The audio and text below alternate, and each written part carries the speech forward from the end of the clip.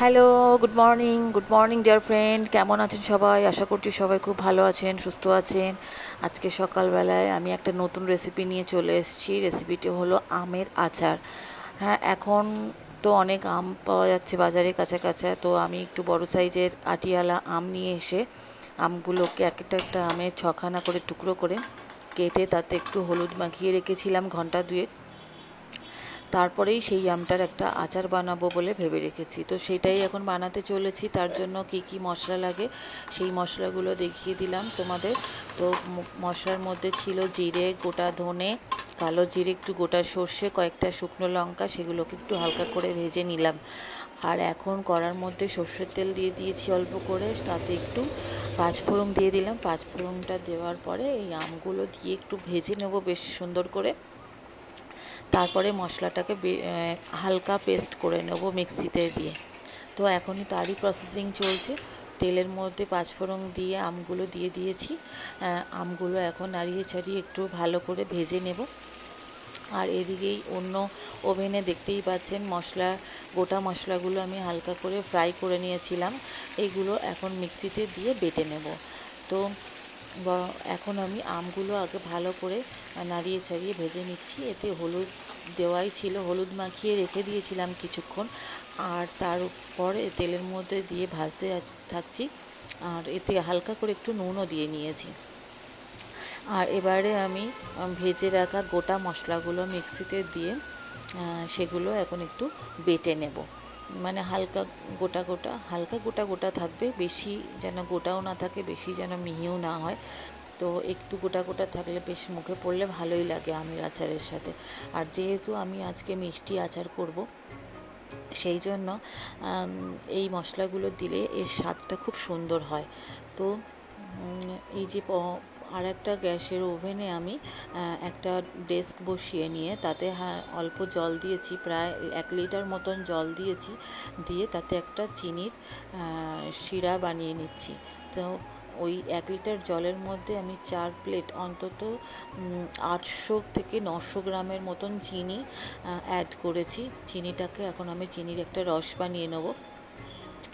তো এই রসটা বানিয়ে নিয়ে তারপরে আমি আমের আচারের যেটা ভাজা করছি অন্য কড়াইয়ে, যেটা আমগুলো ভাজছি তাতে আমি এই রসটা অ্যাড করব। তো চিনির রসটা আমার প্রায় তৈরি হয়েই গেছে। আর এখন আমি এখানে আমের আচারের মধ্যে একটু নুন দিয়ে নিলাম, আর একটু চিনিও দিয়ে নিলাম, গোটা গোটা চিনি।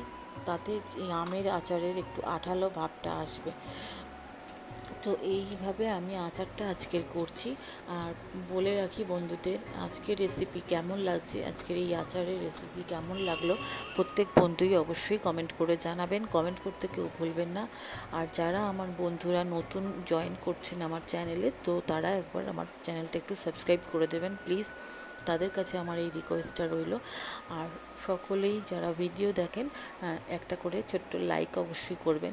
আজকের কেমন লাগলো আমার এই রেসিপিটা আচারের, ভালো লাগলে অবশ্যই কমেন্ট করতে ভুলবেন না। সকলে কমেন্ট করে যাবেন, আর কেউ স্কিপ করবেন না, পুরো ভিডিওটা দেখুন।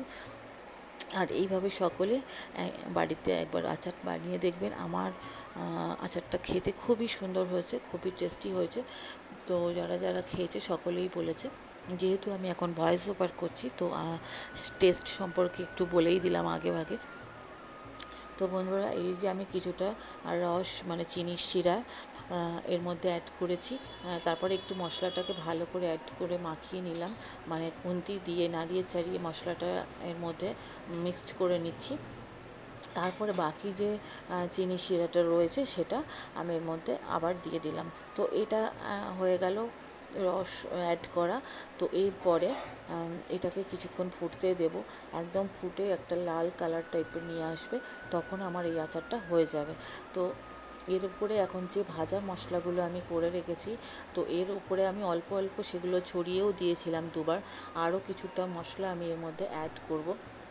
তো এই যে কিছুটা মশলা, এতে 2-3 চামচ মতন, বড় চামচের 2-3 চামচ মতন মশলা আমি এতে অ্যাড করছি।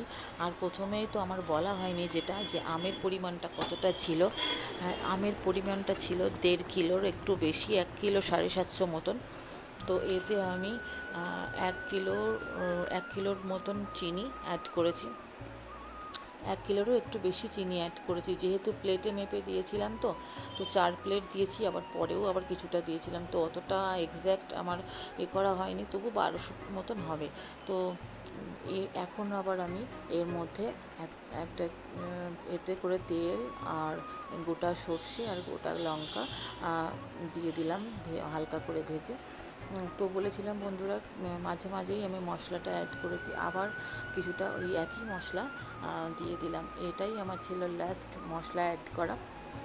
তো এইভাবে আমার আমের আচারটা পুরো কমপ্লিট হয়ে গেল, আর দেখতে দেখুন খুব সুন্দর হয়েছে। বন্ধুরা এইভাবে একবার আচার বানিয়ে খেয়ে দেখবেন, আশা করছি ভালো লাগবে। Tata, bye bye.